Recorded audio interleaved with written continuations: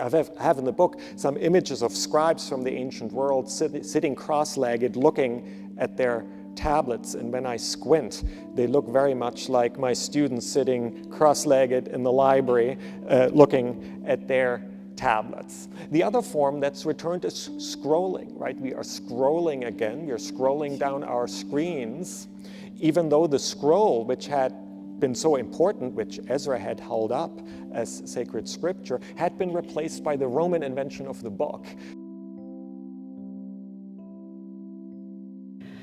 Martin Puchner has accomplished an amazingly tricky task in this latest book. He has surveyed about 4,000 years' worth of stories and selected 16 foundational texts. Each of these, for some reason or other, exceeds the norm to become a reference point for an entire culture. Puchner explains that these texts answer very fundamental questions in the same way that our genes document our biological inheritance. Where have we come from? Why are we here? And why here instead of another place in the globe? Puchner likens these essential stories to cultural DNA. Martin Puchner is a professor of English and comparative literature at Harvard and editor of the Norton Anthology of World Literature. He's read an awful lot of stories.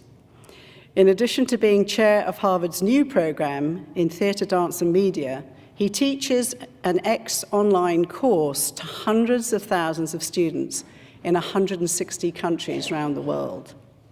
Good evening to Professor Puchner, and welcome. So I'm going to take you on a romp through literary history, 4,000 years of it. And as with all stories, it's good to start the story of literature at the very beginning. Now, it's very hard to know what happened at the very beginning. It's often a kind of retrospective reconstruction. But here's a story that was told by Mesopotamian scribes in what's today Iraq about 4,000 years ago about how their ancestors invented writing. The first writing system emerged in Mesopotamia about 5,000 years ago. And this is how Mesopotamian scribes themselves told the story of that origin. The story is set in the town of Uruk, which is really one of the first urban spaces in human history. Urbanization was made possible by a new form of intensive agriculture that allowed for kind of concentration of people in one space. And this is what happened in Uruk. So the story is set in Uruk, and it imagines a king of Uruk hoping to subdue a rival king, the king of the mountain realm of Arata.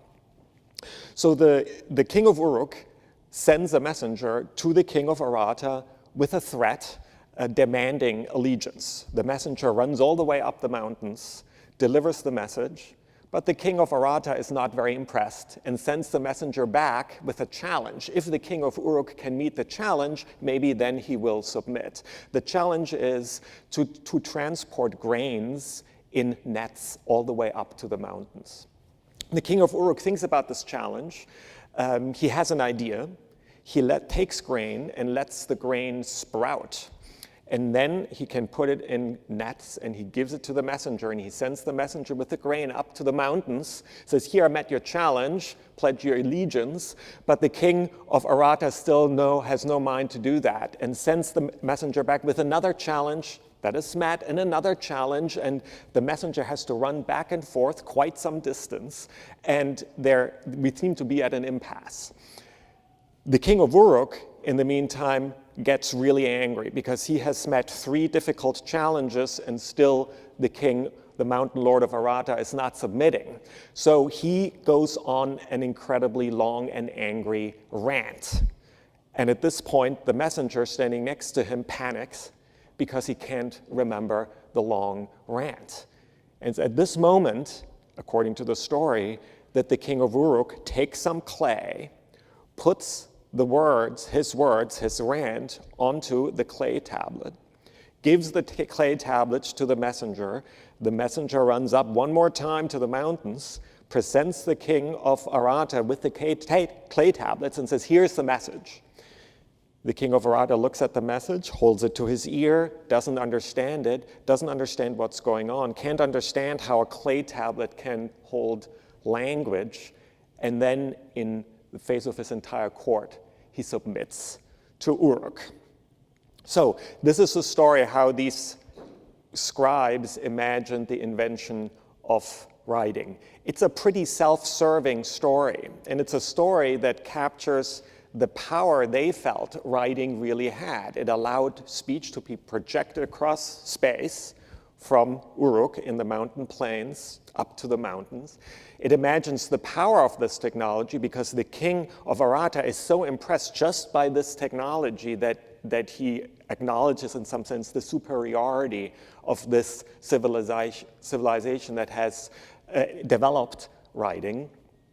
And a third thing is interesting, that at this point, the story about the invention of writing has nothing to do with literature.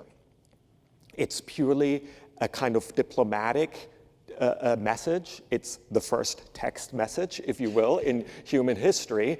And it has to do with power politics, with relation to a rival. It's sent by an imperial scribe of some sort. The messenger has become a scribe. The king sends the written message. So, and this is in fact historically true. In Mesopotamia, where the first writing is developed, in the first couple of hundred years, writing is used primarily for bureaucratic purposes. This is one of the first states that give rise to a state bureaucracy that keeps track of economic transactions, that starts to tax people and keep track of tax records, and political messages such as the one captured by this story. So writing, in other words, is invented by accountants, and it has nothing to do with literature. It's only after several hundreds of years that one of these accountants, one of these tax collectors, decides to use this new technology of writing for a completely different purpose, and that is to write down a story. And that, for me, is really the moment when literature, namely written story, begins. It's the intersection of storytelling, which had, of course, been going on everywhere. Wherever humans had lived, they had told stories orally and transmitted them orally from generation to generation. But at this moment, this long oral storytelling tradition intersects with this new writing technology. And this is, for me, this is the definition of literature: storytelling plus writing technology. And that's, if you will, the big bang of literature. And everything that happens afterwards, the history of written stories, begins with this intersection. So once this intersection happens, the most important stories get written down in each culture. In Mesopotamia, that will be the first important story to be written down. The first, what I call foundational epic, is the Epic of Gilgamesh. And it's an epic that commemorates a legendary king of Uruk, the place where, according to the story with which I began, writing was invented for the first time. And it commemorates King Gilgamesh, who recreates the great city of Uruk. And I want you to imagine this as a city built out of clay. The Great Wall of Uruk is made out of clay bricks, and King Gilgamesh is presented as rebuilding that wall. The houses of Uruk in this first urban space are made of clay. Plumbing is made of clay. The food is transported from far afield into the city in clay plots. The potter's wheel is the first sort of sophisticated mechanical tool, really, that is used to produce these clay pots. There are even clay sickles with which some of the agricultural products are harvested. So it's a whole clay city that the Epic of Gilgamesh starts by describing to us. It even mentions the clay pits from which this precious material, not precious but ubiquitous, but useful, important material for Uruk is harvested. But of all the uses of clay in this clay-based civilization, the most important is the one that I just described, namely to use clay and to press words onto clay. This is the Mesopotamian writing system, the first writing system, to press marks into clay, and this becomes the material onto which the Epic of Gilgamesh is written. So a clay city that celebrates the writing, the clay-based cuneiform writing, and its great first story, the Epic of Gilgamesh, as the most important use to which clay has been put. Writing is very important, and it's front and center of this epic. Mesopotamian civilization, as captured in this epic, is very conscious that writing is one of its great achievements. And this is very much in contrast, for example, to other epics from the ancient world, especially the Homeric epics. The Homeric epics take place in an entirely oral culture. There is no writing either in the Iliad or in the Odyssey, with one small insignificant exception. It's an entirely oral culture, and in fact in the Odyssey, it's Odysseus himself, the hero, who sings part of the episodes, part of the story that's being told himself to the court. So that is a written epic that celebrates oral storytelling and does not talk about writing. The much earlier Epic of Gilgamesh is different. It really presents writing as a great cultural achievement of Mesopotamia and presents King Gilgamesh as a writer king who himself writes the story. And that, I think, captures just how important this culture deemed writing to be and how proud it was of this culture. So this is the first epic, but soon other writing cultures emerge, and something similar to what I have just described happens, namely writing enters a culture. It sometimes is primarily used first for accounting purposes, but very quickly now with these long foundational stories get written down, so more and more writing cultures develop these foundational epics like the Homeric epics and the Epic of Gilgamesh. And this is what I describe sort of the first stage in the first chapter in the story of literature, these foundational epics that tell its listeners and its readers who they are, where they came from. Sometimes they include creation myths of the creation of the world, and provide entire cultures with a sense of cultural cohesion. The Epic of Gilgamesh is read across a wide region, and the other epics are as well. So this is the first stage in the story of literature. The next stage, something interesting happens. And for me, the moment when the next stage is inaugurated takes place in Jerusalem. In Jerusalem, where Ezra, the scribe, has just led a group of exiled Jews from Babylonian exile back to the city of Jerusalem, which had been partially destroyed, and many of the Jews had been exiled. But now they are returning. Ezra the scribe is leading a group of returnees in order to rebuild the city walls, in order to rebuild the temple, and to reinstitute Judaism as a temple practice. But there's something else that Ezra brings with him from Babylonian exile. In Babylonian exile, the scriptures of these exiled people had become more and more important because they no longer had a king. There's no longer a temple for ritual practice. So the texts in which the stories of the Jews had been written down had become important in exile, and more stories had been added to them. And these stories now, Ezra the scribe, who had trained in Babylon, in the great Mesopotamian writing culture, is now bringing these texts back to Jerusalem. And then he does something important, and he plans it very carefully. He builds a stage, a wooden stage. He calls everyone together, and he takes the scrolls, the Torah scrolls, and he holds them up, and he demands that the assembled people bow before these scrolls and worship them as if they were a god. And at this moment, in the story of literature, the idea of sacred scripture is invented. Of course, we are all very familiar with this idea of sacred scripture, especially here in this church. We are so familiar with it because that idea really caught on to the extent that I think today it's almost impossible for us to even imagine what a religion without a sacred scripture would be. And that's not just true of the three so-called religions of the book, Judaism, Christianity, and Islam, but also of Hinduism, of Buddhism. Really, all religions today are based almost all on some idea of sacred scripture, very familiar to us.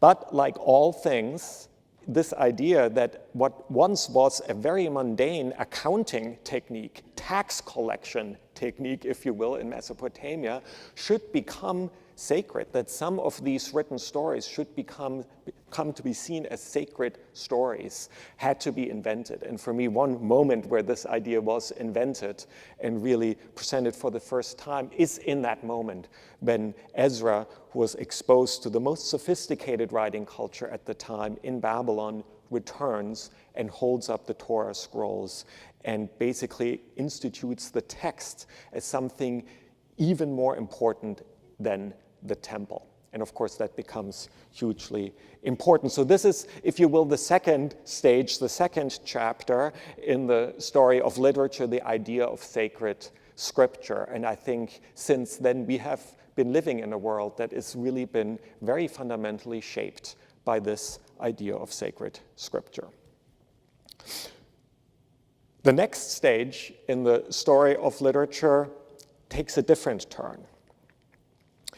It's based on a whole pattern, on different kinds of what I call charismatic teachers that emerged in the ancient world within a few hundred years of each other in different writing-based cultures.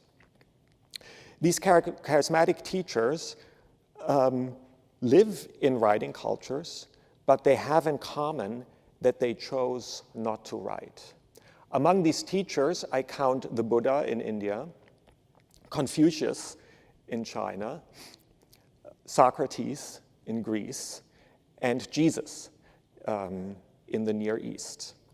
As I said, they live in what's at the time the most literate cultures of their time. They could write, but they chose not to. Instead, they insist on live, interactive teaching. They assemble students and followers around them, and they engage in questions and answers. They live with their students. They answer questions. They exchange ideas with their students. And it's power. These are powerful ideas, so powerful that students follow them, change their lives, because they all notice that there's something important happening around these charismatic teachers in India and China and Greece and the Middle East and in some other places. There are other such charismatic teachers. The teachings themselves are quite different from each other, but what they have in common is that these teachers could write, but chose not to. But sooner or later, the inevitable happens, and these teachers die. Some of them, like Confucius or the Buddha, die of natural causes. Others, like Socrates or Jesus, of a violent death.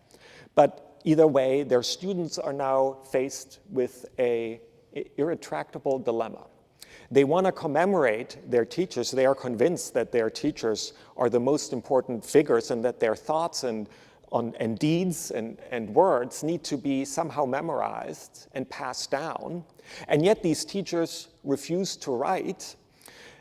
And so there are oral traditions that start around these teachers, but sooner or later, some of these students do what their teachers deliberately didn't, namely they use writing and write down their teachers' words, and in some sense you could say betray their teachers in that they use writing where their teachers had deliberately chosen not to. Socrates, of these four teachers I mentioned, Socrates is the one who is most explicit in his rejection of writing. So as writing spreads and becomes more important, you have these skeptics and critics of the new technology. And Socrates in particular will say that one of the things that he dislikes about writing is that you can't ask a text follow-up questions. You can't ask a text questions and probe the way you can a speaker. He also worries that the more we trust this external memory device, we no longer have to know things ourselves. So we are sort of outsourcing an important cognitive function. So various kinds of arguments are against writing, but then the students write down their teachers' words sooner and later because they consider it so important and they want to use this powerful technology of writing to write them down. But what's interesting about it is they know, of course, that their teachers had avoided writing. So what they do is they channel that avoidance, that skepticism with respect to writing back into the texts they now produce. And the way they do it is by not writing the kinds of texts that I described earlier, for example, these foundational epics, or texts like the Hebrew Bible, but much more vivid dialogic texts that show teachers in live interactions with their students, that describe these teachers as they lived and acted. And the result, some are outright, in the case of Plato, the student of Socrates, he creates outright dialogues, almost like plays. So these texts are much more vivid, if you will, than the older scriptures or the foundational epics. And that's part of their power. It's part of their power and why this third type of literature, if you will, this literature produced by students of these charismatic teachers now becomes such a powerful new addition to the written world. And some of these texts are also very canny now in using the most important revolutions in writing technology. And I want to just spend a little bit more time with that because that's one of the through lines really of the book, how different writing technologies have shaped the written world. And that's that through line, that focus is very much conceived of based on an experience we all share today. Namely, we are really living in this unusual time when we are experiencing live, as it were, a true rare revolution in writing technologies, when profound changes happening around how we communicate with written words, who writes and for what purpose, and how we read and what kinds of stories get told in writing. And so one of the motivations for the book was to look back at these earlier moments when new writing technologies came along and transformed how we communicate with each other in writing. So these texts of these charismatic teachers now become some of the earliest adopters of new writing technologies. One text in particular I want to mention is the Diamond Sutra. It's one of the texts written by followers of the Buddha long after the master's death. And Buddhist monks transport this text from India to China, where it gets translated into Chinese. And it is in China that this text encounters two of the most important inventions in writing technology, namely paper and print, both invented first in China. And the earliest existing printed text in the world is the Diamond Sutra from 868, so long before Gutenberg invented, or we should really say reinvented, print in Northern Europe. The Diamond Sutra was printed in China and on paper. The reason why these new technologies are so important is because they radically lower the cost of producing literature. And if you lower the cost of literature, you allow more people entrance into the literary world, and therefore new kinds of stories to emerge, as well as older stories to become more prominent. And this is one of the patterns I detected by taking this bird's eye view of 400 years of literature, 4,000 years of literature. Namely that on the one hand, the most established canonical texts are often the early adopters of new writing technologies. The Buddhist sutra, the Diamond Sutra, is a good example. The same will happen several hundred years later when Gutenberg reinvents print for Northern Europe, when one of the first texts, the first long text he prints, is the Latin Bible.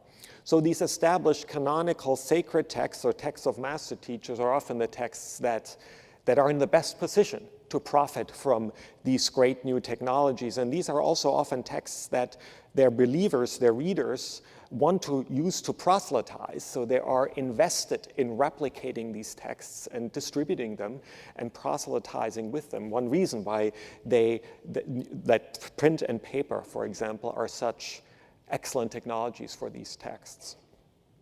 But as I said, the other effect of these new technologies is usually that more people can enter the literary world. That is, there are suddenly new readers and new writers, and that also means that there are new stories that get told. It's a kind of democratization, really, of the written world.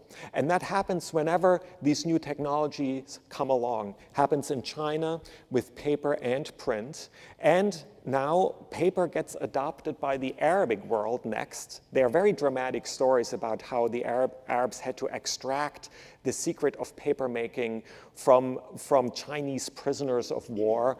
We don't know whether these stories are true, but they record how important the idea of papermaking, the technique of papermaking, was considered to be.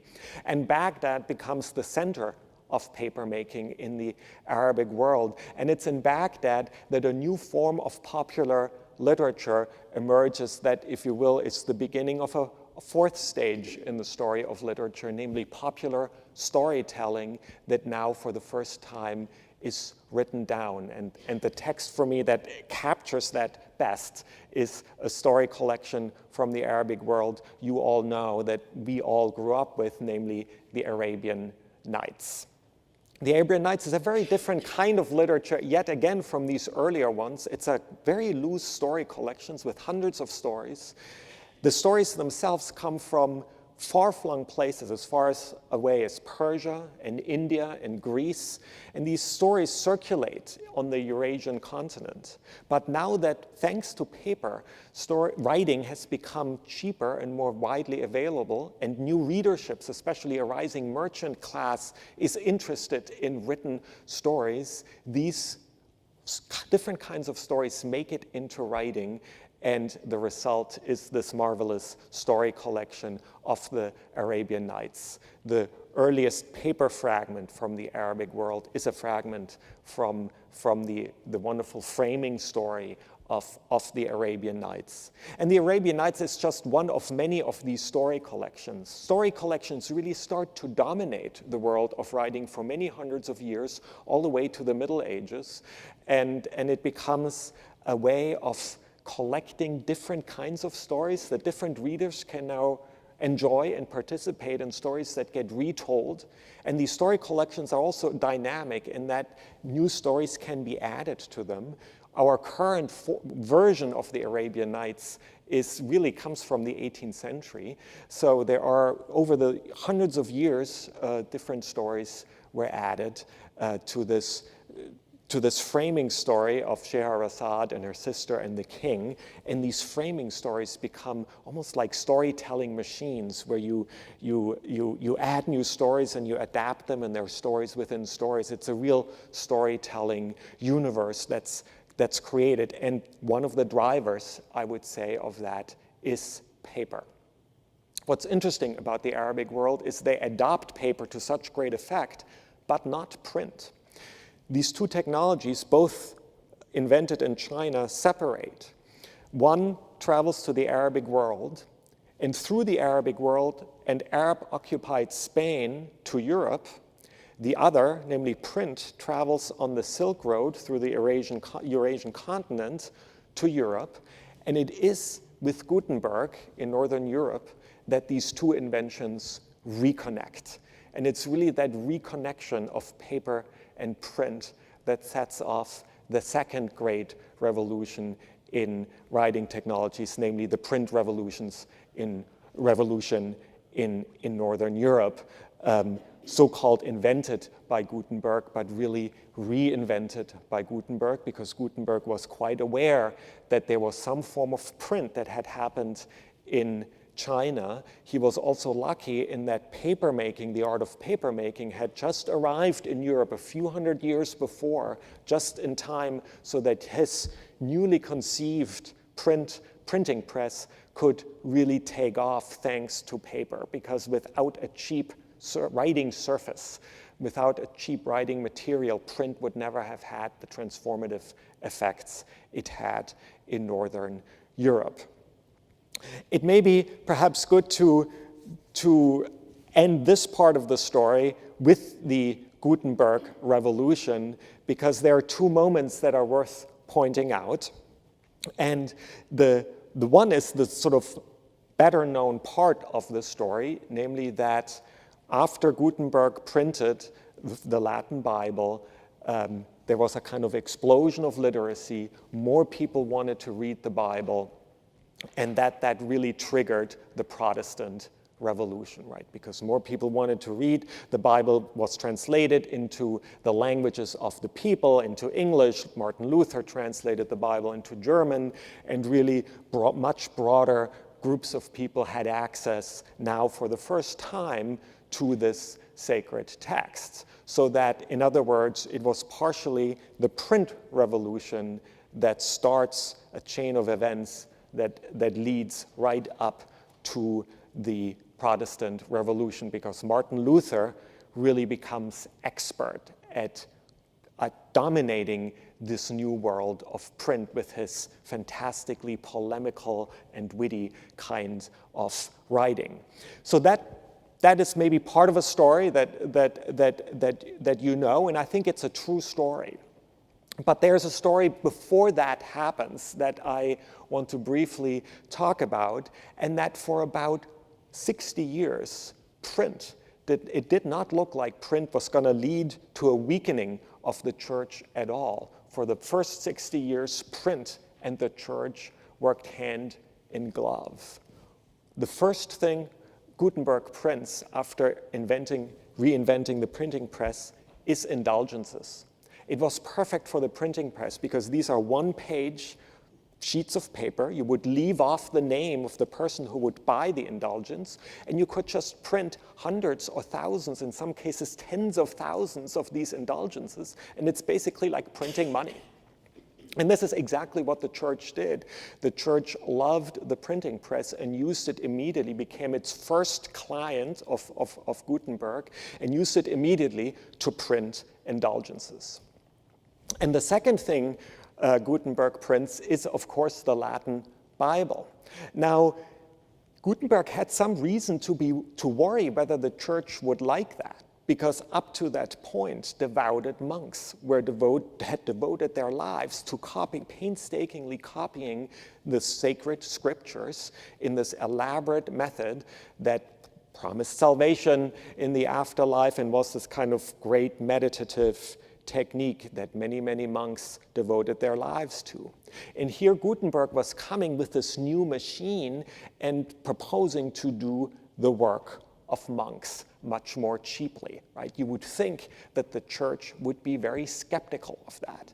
But in fact, it wasn't. The church loved Gutenberg and loved his printed Bible. Why? Because the church could now produce cheaper Bibles, and these were Bibles that would be sent to monasteries and churches. Also, the church loved the printing because it meant that all Bibles were now more or less error-free. There had been a lot of hand-wringing on the part of the church before, that basically in no two churches was the same mass ever preached because of generations of errors of human scribes.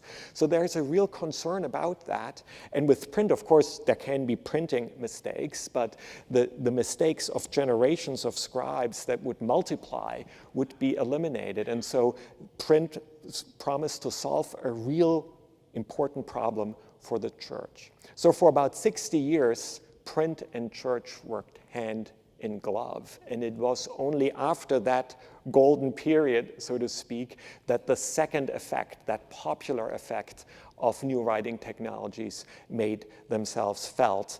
And Martin Luther started to use the printing press in ways that neither Gutenberg nor the church had imagined possible, because the printing press had changed the way people read and wrote and how they interacted through writing.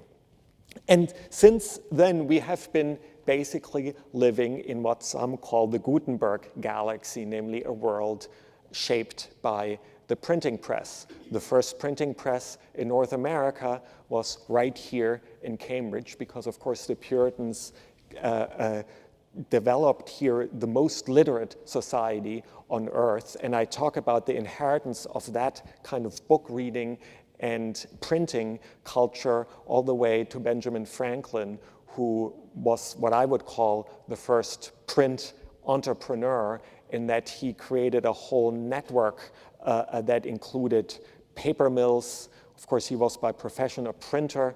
He developed newspapers and broadsheets and new forms of polemic. He even had control over the postal roads as Postmaster General, over which printed matter would be transported across the 13 colonies. And his greatest contribution to the American Revolution, I would say, was as a print entrepreneur. So this is essentially our world until recently, when a new revolution in writing technologies has been taking place all around it. And I won't make any predictions exactly what the effects of that will be, except that I think these two types of effects that happened earlier are also happening right now. Namely, on the one hand, a lot of the canonical literature is now much more widely available than ever before through such online platforms as Project Gutenberg or Internet Archive, right? So we really have now very easy access to the great store of world literature. And on the other hand, new forms of popular writing are emerging. And we're just at the beginning of this writing revolution, so that I'm sure there are many more will emerge. But I'll just mention, for example, fan fiction is a very new form of writing in which readers suddenly become active as writers. Or very specialized, hyper-specialized forms of romance that are published on Amazon and other websites. And of course, short forms, Twitter. Twitter reminds me very much of that first message sent by the angry king of Uruk. Sometimes when Trump is tweeting to King Jong-un, I'm thinking of that exchange between the king of Uruk and the king of Arata. So there is certainly an explosion of popular writing. More people are reading and writing than ever before, and that's just will have profound new effects, and new forms and genres of writing are clearly developing in that context.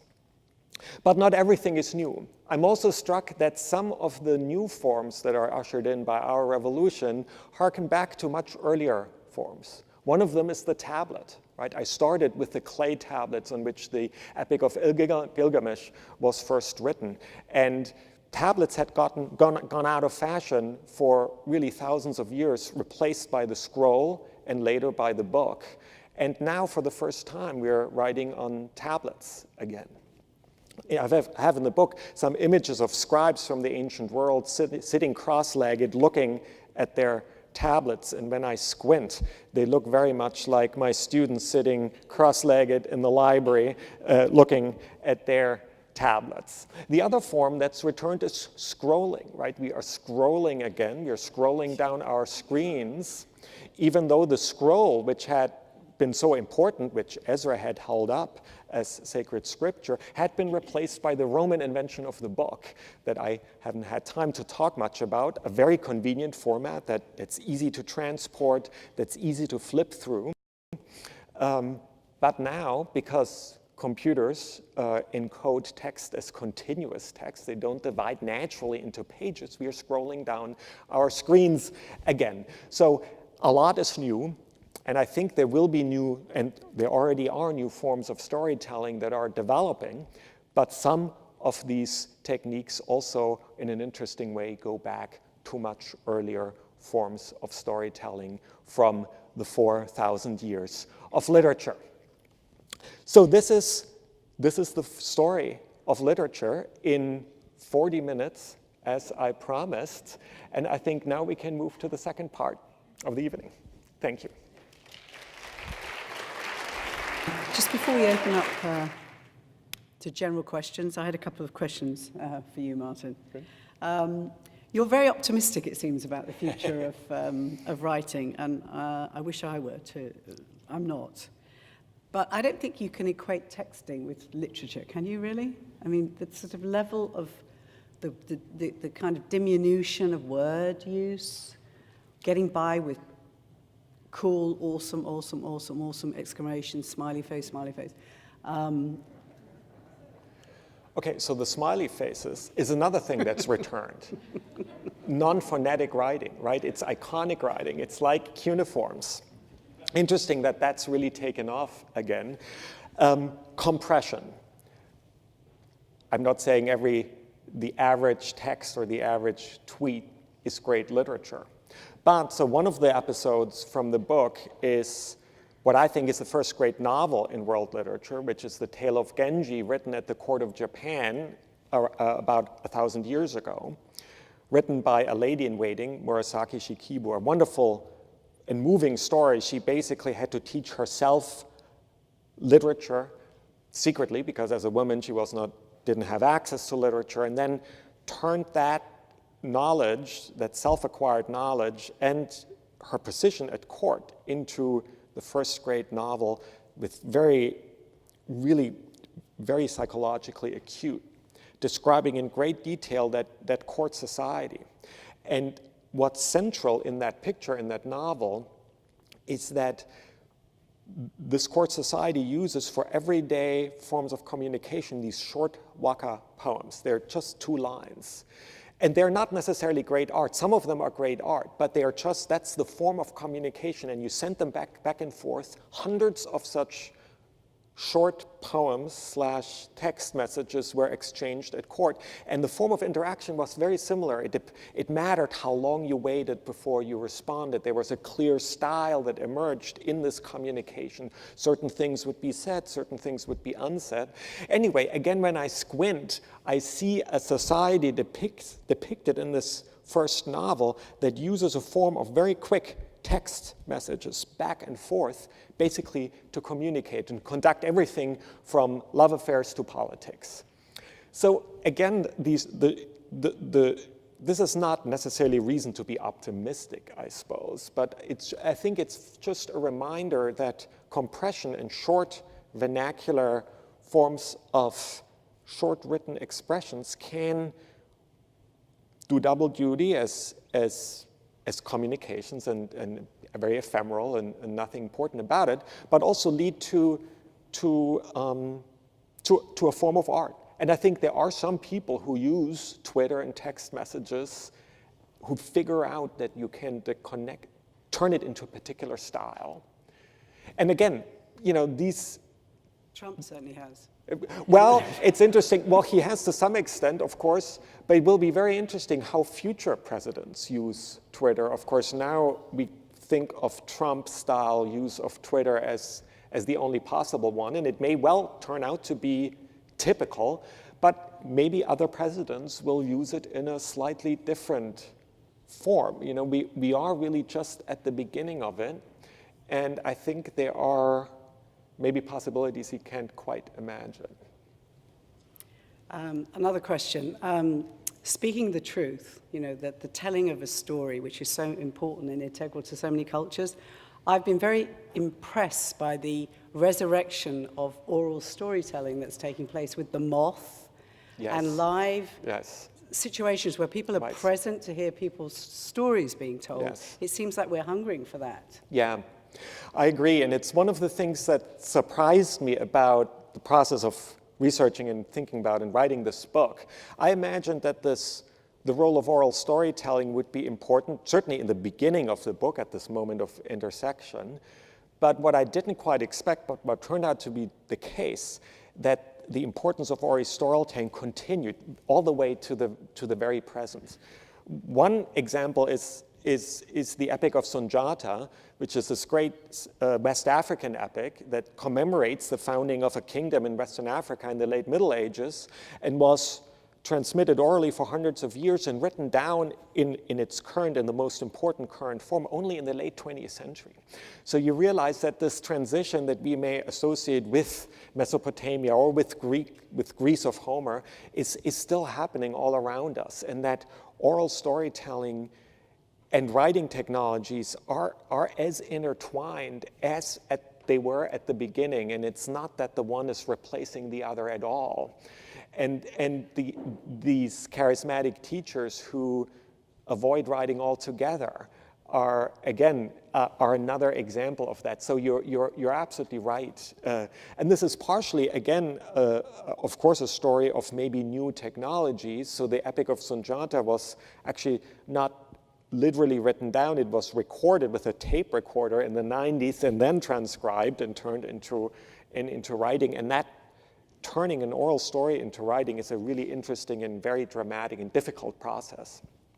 So I agree. I think oral storytelling continues to evolve alongside writing in really fascinating ways, sometimes driven by these technologies, sometimes as reactions against it, because you realize something is being lost. Yeah.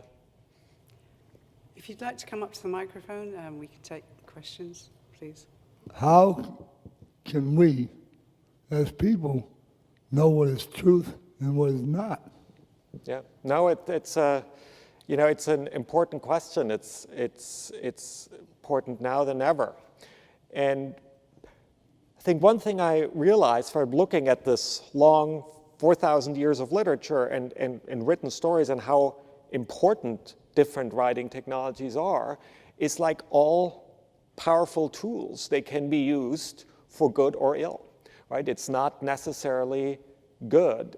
I sometimes had, I was writing the story of literature and of these writing revolutions, and I sometimes got caught up in the idea that they were getting better and better, and more people were able to participate in it.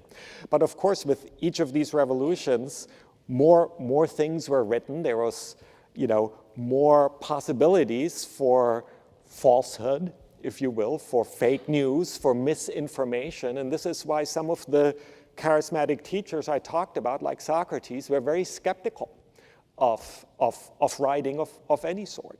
So I think that you are absolutely right, that it is something that the more powerful and widespread writing becomes, and it is becoming more widespread because more people can publish than ever before, the more urgent this question becomes. Thank you very much. No, thank you.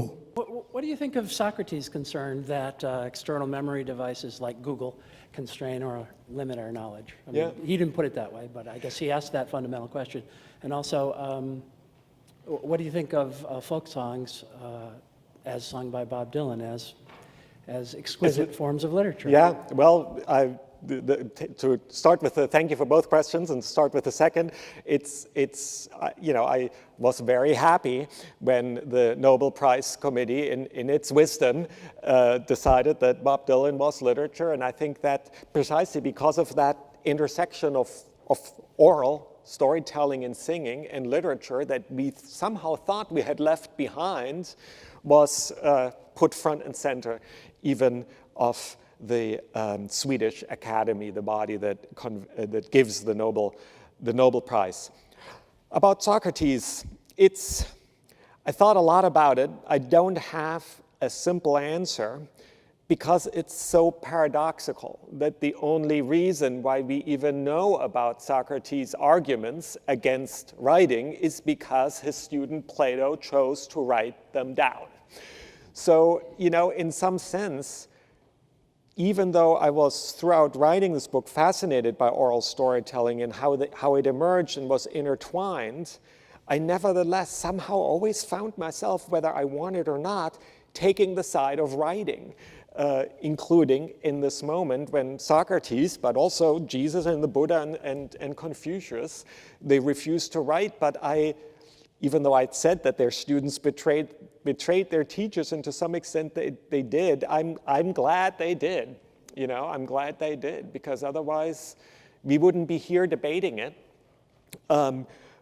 So that would be one answer. That in the end, as valid as I find these questions, as valid as I find the idea of live teaching. I mean, this is what we're doing right now. You can look at it later on video, but there's something important that we are here all together in a room and interacting and asking questions. All of these things you can't really do of a text. So you could say that what we are doing right now confirms Socrates' choice or preference for teaching and for live interaction rather than just for texts.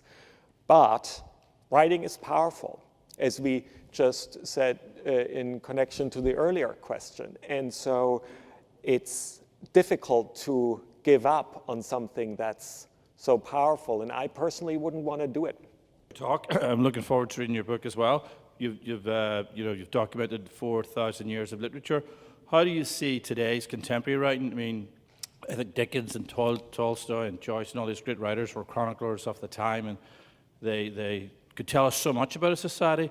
Looking at today, who are the writers that are equal to that? And Gore Vidal spoke about music being, the state of music could tell you about the state of a culture. And how can you tell about our culture now through arts and literature? Because when I look at universities, I don't think art and literature is a priority for many young people. It's law, it's criminal justice, and the arts are under great threat, I believe, in this country today. They are, in many ways. It's true. Student enrollment, student interest in literature courses has definitely gone down, especially since the Great Recession. And we are all struggling, I think, to convey to this generation of students who grew up with smartphones and apps, to convey to them the power and importance of literature. I mean, this is, in the end, I think, the deepest motivation for my book. I didn't want to write a book that says, oh, the young people don't care about literature anymore, but I thought, I just have to make literature look as enticing and important as I possibly can, and maybe that will convince someone, and in my teaching and including the online courses as well, but to what extent I will succeed with that, I don't know. So there is, of course, a real worry that especially these long, you mentioned Tolstoy and some of these Dickens, these great 19th century novelists who wrote long novels, how can we make that understandable to students? One way to do it, one way I try to do it, is that actually many of these 19th century novelists, especially Dickens, wrote in serial form, in forms that is very similar to television series, because they were published week after week in newspapers, and only after they had run their course in this serial publication, where they combined and collected in these typical Victorian triple-deckers, and then sold as books, and then you could, I suppose, binge read them, which is what we now do with novels. While they were being published, you had to read them in installments. So there too is an older form of publication that is returning in different forms today.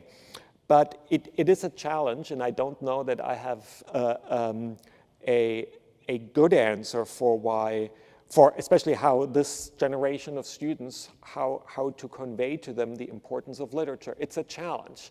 But I think trying to explain a little bit the technological prehistory, and that what they are doing on their iPhones, what they do when they read something on the internet, when they leave a book review on Amazon, when they post something on a blog, that is in some ways, well, it's not Tolstoy. Coming back also to your question, it is a form of written communication that is part of the partially technological story that gave rise, for example, to the novel. Novel, a form, even though it precedes print, really is very much connected to the age of print. And there's a good question whether the novel, as we know it, will be the dominant genre of the electronic publication era in which we are entering. Maybe not. Each of these chapters in the story of literature is sort of dominated by one genre, and the one for the age of print is the novel. And I think that probably a new form of written storytelling will emerge that will be different from Tolstoy. and Dickens. But what it will be and whether it will be any good, I don't know. I'm curious, though, why it is you focus on literature and not consciousness. In other words, it seems to me that literature is a kind of subset of a bigger issue in the human enterprise. And we can talk about pre-literate, literate, and many start talking now about post-literate societies. Yeah, right. So in a sense, literature might be a phase in the human enterprise, and we may be coming again to a period of symbology that doesn't have to do with linear text. With written stories. And in this respect, I thought, particularly the tablets you're referring to, what we're looking at is icons, and we're tapping icons, right? It's not as if we're thinking in linear terms anymore, and literature may not be the way to go at it. In this respect, I was curious about, I haven't read the book, obviously, but I've got to do it now. Obviously, it's very intriguing, because it seems to me when you speak of literature, you speak a lot about what emerged in those cultures that developed linear, from linear B right on, or from the cuneiform tablet, that developed thinking as an aspect of narrative. Now, narrative is much bigger than storytelling. And it may be that which we're yearning for when we get back to oral societies and storytelling on the stage like we're seeing revived now. And the problem is that narrative transcends both literary moment and the iconographic. In fact, it may be the icons that carry narrative much more quickly, quick symbols. Like it doesn't take a lot of explanation to say what a swastika means, right? Or a cross, or a crescent, right? They're symbols. They imply a narrative, and it's the narrative that attracts people to them, not the literature. And I'd like to see, in a sense, you resituate your storytelling within the problem of narrative. Okay. No, this is very rich and interesting sets of thoughts. So first, I would say that what I call storytelling may be closer to your understanding of narrative in that it doesn't always have to be linear. I would say especially some of these old texts, the Old Testament is a good example. They are narrative, they're stories in the Old Testament, but it's a very, in some sense, fragmented or cobbled together text with many different layers. Many people have commented on it, and people have tried to reconstruct different authors from different times. So the Old Testament is in a particularly, non-linear text. It's a compendium, exactly. It's a library, it's a collection. And I mentioned the Arabian Nights with its very labyrinthine structure and stories within stories, and then you arrive. So there are very many examples within the world I talk about of some of these much more discontinuous kind of narratives, not just linear narratives that are perhaps more closely associated with the novel or with a kind of classical novel. But what I found interesting once I looked at these 4,000 years of literature, really how late, relatively late, the novel starts to dominate. How late also, for example, another figure that we find such a natural part of the literary world, namely the author. How late the author emerges. All these early texts I talked about, none of them are associated with authors. They are collected by scribes and edited and interwoven, which is in part why many of them aren't really linear, like Tolstoy, for example, or Dickens. And to come to your question about the icons that we press to, I'll return to a brief remark I made to you and the icons, because it's very interesting that it is a return to some extent of to these non-phonetic writing systems that are logographic, that are iconic, that have a pictorial quality that can travel across languages. This is the great advantage. I mean, the alphabet was a huge invention. I didn't get to talk about it. It makes reading and writing so much more easier because all you need to know is about 25 signs. The disadvantage is that it only works with one language, whereas icons can work across language, right? You can communicate with someone in China using smiley faces and icons without sharing a common language. And so using those is a really interesting way of creating some kind of lingua franca, a common language of the internet. So I would consider that part of this written world that I describe, although it's a different form of writing with icons rather than, let's say, a phonetic alphabet. And what form of storytelling or narrative, to use your term, will emerge from that, I think will be very interesting to see. So I was curious, in your research, I heard about a lot of stories from the Middle East, I heard about Asia, I heard about Europe. I was curious about, in 4,000 years of storytelling, what other cultures you explored and what other parts of the world? Yeah, well, many parts. Thank you for that question. One of the texts that I also like to talk about that I find fascinating is the Popol Vuh, the Mayan epic.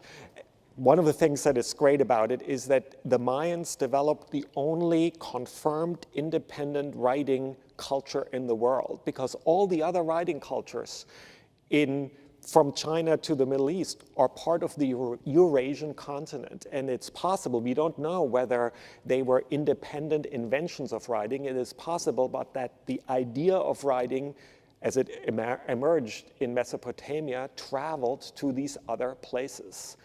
But we know that the Americas did not have contact with Eurasia for the couple of thousand years when writing first developed in Eurasia. So we know that writing was invented at least twice.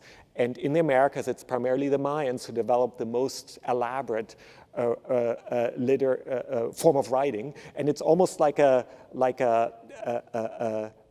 experiment to see whether the same thing would happen over again that happened in Eurasia, and it did. So there's a scribal culture, there's a sacred text, the Popol Vuh, wonderful creation myth.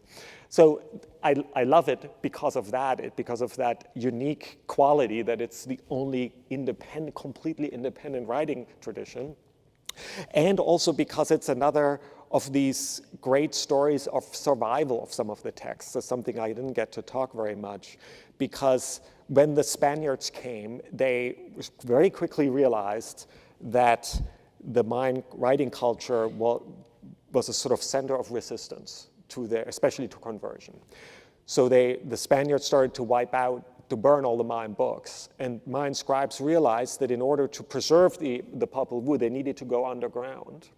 But they realized something else. They thought ahead, and they realized that the Mayan glyphs, their writing system, would also be wiped out, and that no one would be able to read it anymore. So what they did is they transliterated the Popol Vuh into the writing system of the victors, namely the Latin alphabet. And that's what they did, and that's how they preserved the Popol Vuh. So that is just one other, I mean, there are many others, but that is another one that I care a lot about, and that I think people don't quite recognize what a unique, independent, fascinating text that is. Thank you so much. I'm a junior at Bowdoin College, and I'm an English major, so I don't need to be sold on the power of the written word. I'm already there. On your shoulders. But my question is, because it's so difficult to discern between what is history and what is fiction, whatever else, like certainly in the case of the Buddha and the Bible, and then that times 4,000 years, where do you even start to look for the seams to try and develop a unified understanding of our literary and cultural history? Because of the difficulty of this distinguishing between fact and fiction, you're saying? Yeah, well, it's interesting that distinction, fact and fiction, and that certain kinds of literature is fiction and other kinds of literature is what we now call nonfiction. That's a very recent distinction, especially in the ancient world and beyond it. No one asked whether the Epic of Gilgamesh is fact or fiction. It was a story that a whole culture was built on, and that became an important sort of guiding principle beyond the question of whether it was factual, the question whether it's fact or fiction, whether there was once a king called Gilgamesh who really rebuilt the wall of Uruk, wasn't really what was most important about this text. And that, I mean, there are huge divisions about how to interpret religious texts, sacred scripture, but I think there are, it's always a question of how we read texts, and there are different practices, obviously, of how to read different kinds of texts. So I'm not sure I fully am answering your question, but what is interesting, if you take sort of this long view of literature and written stories, that this fact-fiction distinction happens quite late.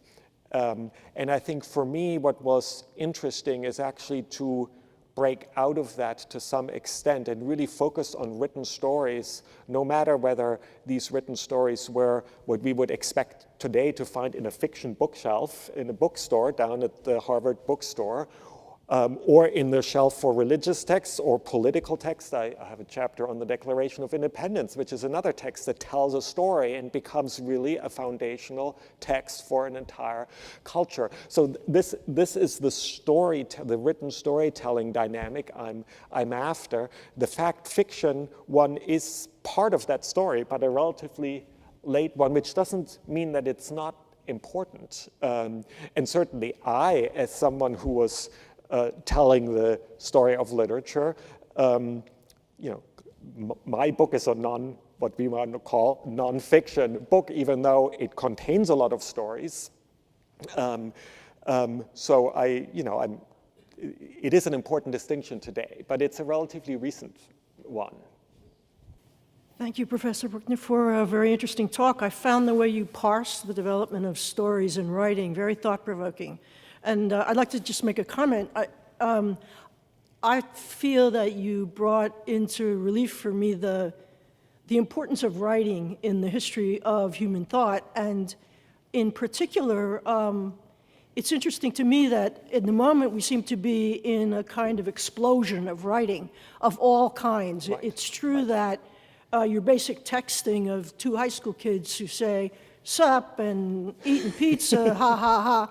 I mean, that may be anything from irritating to boring to, yet I've been astounded in my years of teaching at how the love of writing, of wanting to write, rather than speak face to face, we put a judgment on that that's negative, and yet kids want to write.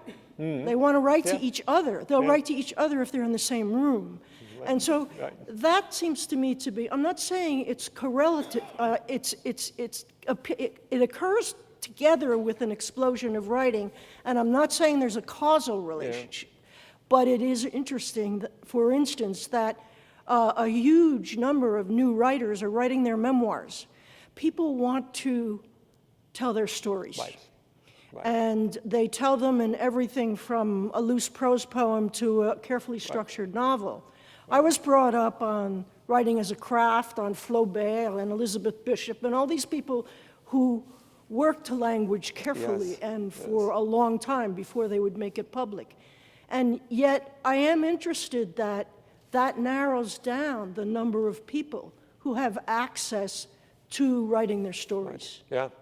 And so there is a kind of democratization going on, and I feel it's too early to judge it. I understand your reservations. Believe me, I taught freshmen writing. I do understand. But I think it's too early to really understand what the future of emailing will be, what the future of texting will be. Thank you. I feel like that question was more for you. You raised a point about emailing. You were concerned about it in the book. You said that the technology might not endure. Well, I think it's already incredibly outdated. I mean, none of the young people would use, emailing is becoming as as archaic as writing a letter by hand almost. I mean, I'm exaggerating a little bit, but I think, I mean, you know, the obsolescence of these different, I mean, it's happening so fast. And the point about obsolescence is actually a really important one that has to do with storing and preserving stories. I write quite a bit about different kinds of libraries and how they were destroyed and how texts survived or barely survived and didn't survive. And it's a huge, so we think, of course, today the cost of storage is nearing zero, that we live in we have the extreme luxury of being able to preserve everything at very low cost. But that's not quite true because of technological change, that actually the formats are changing so much that librarians say the best way to make sure that something endures is actually to print it out on paper, because we don't know whether the old formats will be, you know, readable, and we can within all our lifetime, this has already happened. So the questions of obsolescence, in this case, not so much forms of writing, but just really memory devices, is a big one. So we haven't really solved the question of preservation. It's a really live issue and of concern. Though, you know, I'm spending the year at the New York Public Library, they now talk about how when they get the estate of writers, they print out emails, and that becomes part of the literary record, of course. Yeah. I'm glad you brought up the question of obsolescence, because it leads right to my question, and that is, as you look back on 4,000 years and try to make sense of the history of literature, one of the intersection with technology is one of the things you talked a lot about. But what about what was lost? Why do some things survive and others not? And how do we know whether we've lost? I mean, when we have a gigantic archive of printed out emails saying, you know, thanks for dinner, will we not lose things the way we lost cuneiform tablets that turned into bricks somehow? Right. Yeah. No, thank you for this question. And it was one that was on my mind a lot as I was writing the book. If there's one lesson I took away from this history, is that really the only way to guarantee the survival of a text is to make it matter to each generation. What we don't use, we tend to lose. And really most of the texts that made it to our present from the ancient world are texts that, like the Bible, that were used in different ways and in different forms, but continuously by someone. Because a culture, we need to, even today, we need to invest attention and capital into the preservation of a text. It takes attention, and the only way to do it is to make it matter to each generation. There are a few examples of texts that are completely lost and that get rediscovered, and the Epic of Gilgamesh is an example. I talk about some of the libraries that get burned down, like the Library of Alexandria, and we lost so much literature through that. And it looked like that was going to happen also with the library of the Assyrian king Ashurbanipal, who collected the tablets on which the Epic of Gilgamesh was written. The library burned down. But fortunately, the Epic of Gilgamesh, as you also mentioned, was written on clay. And as we all know, when clay gets burned, it does not burn up. It gets hardened. It's like it was burned in a kiln. And this is why these hardened clay tablets, buried under rubble, were able to survive for 2,000 years. And we didn't even know that the Epic of Gilgamesh existed because it was never transliterated into the newer, mostly alphabetic writing systems. So, and it was rediscovered. So there are some stories of rediscovery, and we don't know how many else there will be. So we may well rediscover other texts like the Epic of Gilgamesh or the Popol Vuh. But for the most part, it is, as you say, a story of a loss, and we lost so much. We preserve mostly what we use. And, you know, even today, libraries are throwing out books that don't get recalled and that don't show up on their records anymore. So, of course, the other thing is that you mentioned with the emails is that something might get lost because there's so much of it, right? And that of course, is one of the challenges for us. And the solutions have then more to do with search algorithms, right? That's how we make our ways through huge amounts of writing, but also education and other forms of filters. We need filters, and of course we are getting quite good at filtering. Whether it's the right forms of filtering is another way. So there's a preservation and keeping things from disappearing altogether, and then there's the question of keeping what's important in a sea of writing that's increasing at a frantic speed. That I think is the main challenge for us. Yeah. Well, I think that was an amazing talk. We all learned a tremendous amount. Thank you very much, Professor Puckner.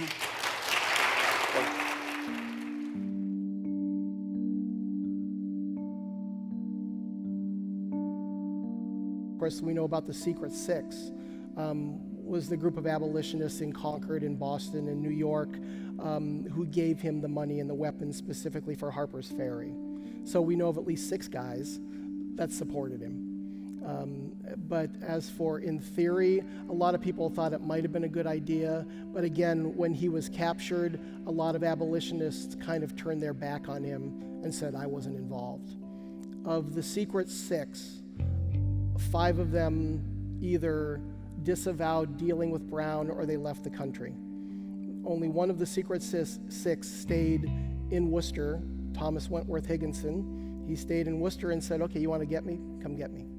He was the only one that stood by Brown physically and intellectually and said, yeah, I gave him money. What are you going to do about it? All the others kind of went away and hid for a while.